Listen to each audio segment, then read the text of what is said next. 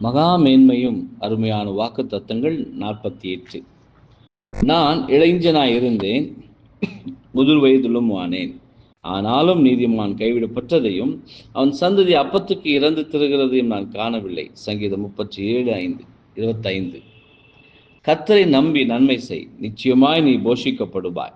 இந்த வாக்கு தத்தங்கள் நிச்சயமானவைகளே. மேலும் நன்மை செய்யும் போதும் நம்பிக்கை கொள்ளும் போதும் நாம் களிக்கூற வேண்டும்.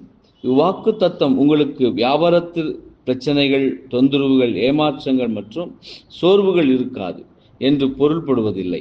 இந்த அனுபவங்கள் உங்களுடைய கிறிஸ்துவ குணலட்சணங்களாகிய சாந்தம், பொறுமை, சகோதர சிநேகம், அன்பு ஆகியவற்றில் வளர்வதற்கு உங்களுக்கு அவசியமானவைகளே. சாரிபாத் ஊரின் விதவைக்கு நடந்தது போன்று உங்களுடைய ஆகாரமும் எண்ணெயும் குறைந்து போகலாம். ஆனாலும் தேவன் அதை அறிவார். மேலும் ஒருவேளை நீங்கள் அவரை நம்பி உங்களால் முடிந்ததை செய்தால் இவைகளோடு கூட ஆவிக்குரிய ஆசீர்வாதங்களையும் சேர்த்து கொடுப்பார்.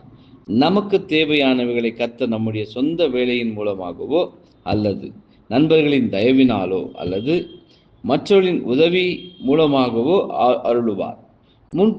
குறிப்பிட்ட ஆவிக்குரிய விஷயங்கள் வாஞ்சிக்கப்பட வேண்டும், நாடப்பட வேண்டும்.